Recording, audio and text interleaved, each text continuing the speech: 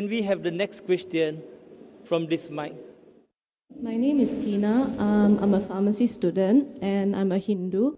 Dr. Zakir, I just want to ask, you're from India. I'm not so sure whether you're familiar with this practice among Indians, regarding this leaf that you go and consult someone.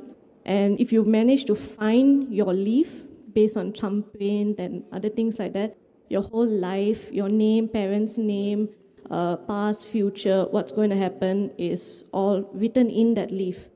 I don't know whether this is a practice of Hinduism or is something made by the temples or people. And if so, if everything is already written, how is it comparing Hinduism or maybe this practice with Islam, fate and free will? Thank you.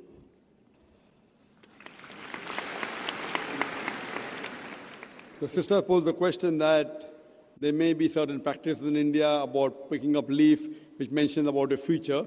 There are different types of practices. It may not be part of the scripture, but there are different types, mainly talking about the future. Jyotish, go to Jyotish, to a fortune teller. Go to a fortune teller, different types.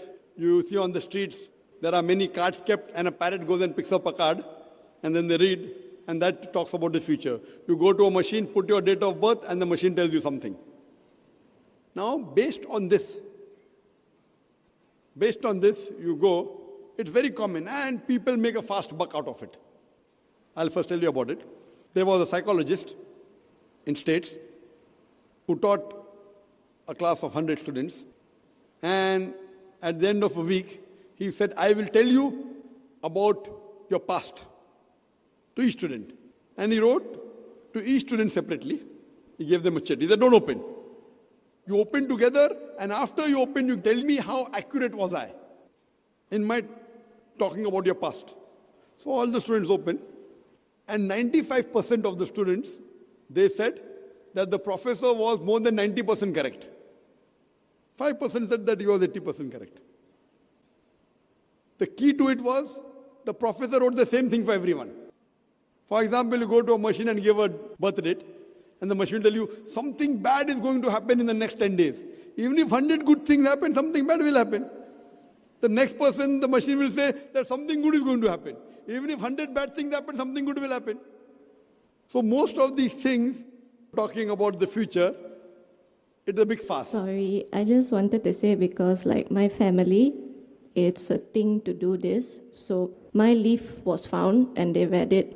So things in it like, because, science student try to think logically, rational, whether it's possible. Because sometimes when some things they say, for example, this is your mother's name, they got it correct. This is your father's name, they got it correct. And I think it's in Sanskrit, so it's like you have to believe entirely what the guy is saying because you can't check it yourself, whether it's right or wrong. I think I was 16 when I read it, so they said the age where you read it was 16. There's two, like, maybe out of 10 things, 8 things he got correct. And it's like, sometimes I try to think, how do they do this? And it seems a lot of people also come. So it's like this logic and the fate, it's like there's a fight there. Which should I believe? I'll just come to it, sister. Let me complete my answer, and that will cover your question also. As I was saying, that most of the people that do is a big fuss. It's a big gimmick, just to make fast money. What Quran says, which I mentioned in my talk, Surah Ma'idah, chapter 5, verse number 90, Ya alladhina amanu, O you believe in namal khamru or maisuru, most certainly intoxicating and gambling. Wal ansabu wal azlamu, dedication of stones, divination of arrows, rishtu min amali shaitan. These are Satan's handiwork. Fashtanibu lakum tuflihun. Abstain from the handiwork that you may prosper. Here Quran says alcohol, gambling, fortune telling, and dedication of stone. Fortune telling is same. These are Satan's handiwork. Abstain from it that you may prosper. Quran does not say that no one can predict the future. See, many Muslims don't realize what the Quran says. Alcohol, gambling, fortune telling, dedication of stones. These are Satan's handiwork. Abstain from it. Quran does not say no one can predict the future. But most of the people who predict the future, they are just doing a gimmick to make fast money out of it. Based on the Quran and the Hadith, we come to know that there are Hadith of the Prophet Muhammad ﷺ, that there are jinns who listen and they pass on the message to certain people. We as Muslims should not be involved in it. It is prohibited. But that does not mean no one can predict the future. Most of the people who claim are all wrong. But there may be certain human beings who can predict the future. But we as human beings should not indulge in it, whether it's right or wrong. It will be bad for us. So based on this, the Quran says you should not indulge in it. Quran does not say you cannot. There are many people who talk about palm reading. And there are times when some people are 50% correct, some people are 70% correct. If you put heads or tails, 50% will be right, sister. Heads or tails, 50% will be right. So some people do it just by chance. There may be few, maybe a very small percentage who may have the art of knowing about the past. That is mentioned in the Hadith of the Prophet ﷺ. But we as Muslims should not indulge in it. We should not indulge in black magic. We should not indulge in fortune telling. Why? It will cause us harm. So in this context, sister, we as Muslims are not allowed. There may be a very small percentage which may tell quite a major portion of your past or of your future. A very small portion. But we as Muslims are not allowed to indulge in it. That's a commandment, like how we are not allowed to have alcohol, we aren't allowed to gamble. So indulging in it is not good, it is prohibited.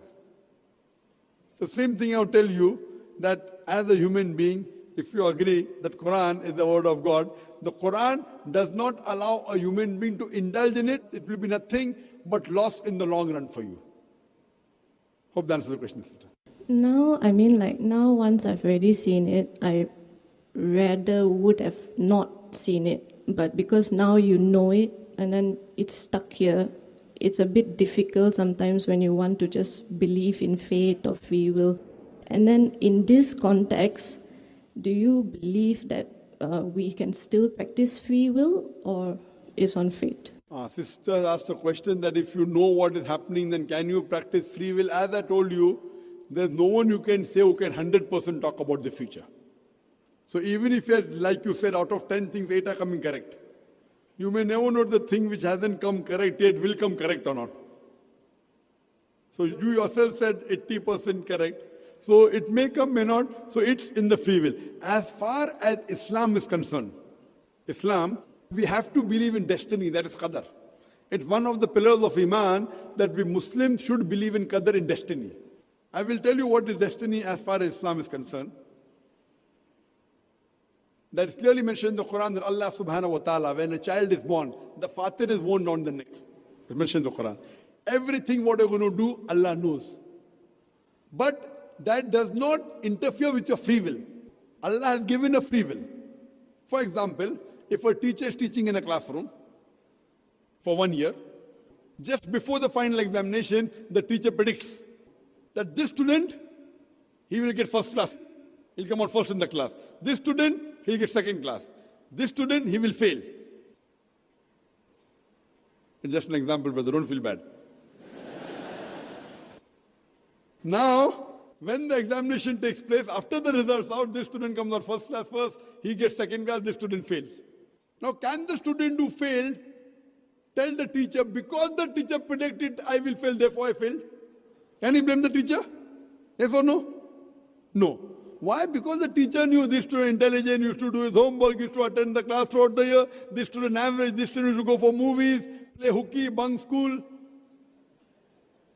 So teacher predicted.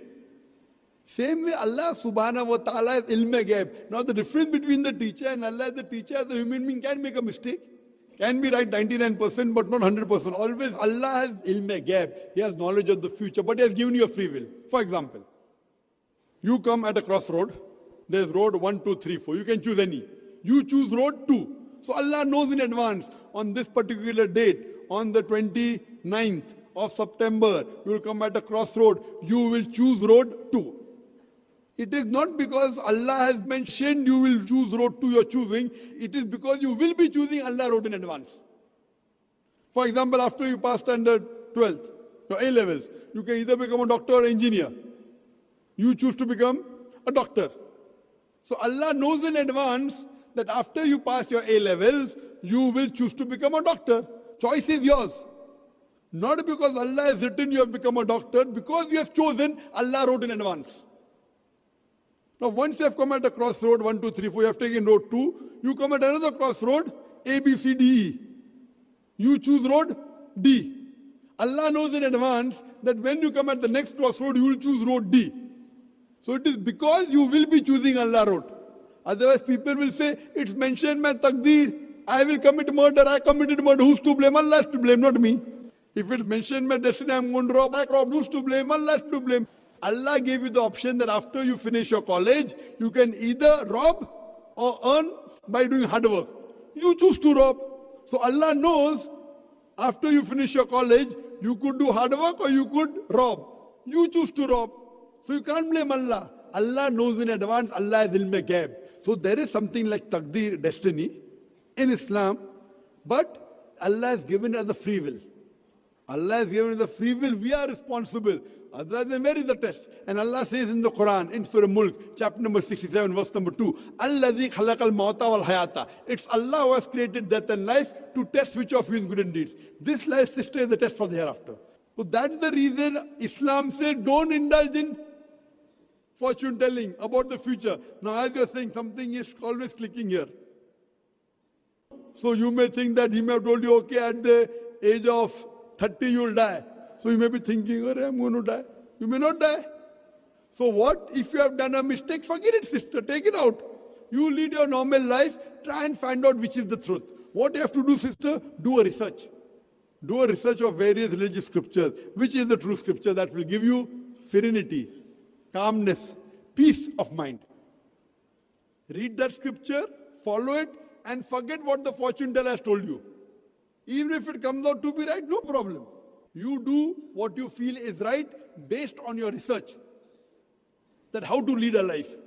So this Quran, sister, is the last and final guidance given by Almighty God to humanity. It's not meant only for the Muslims or the Arabs or the Malay. It's meant for the whole of humanity.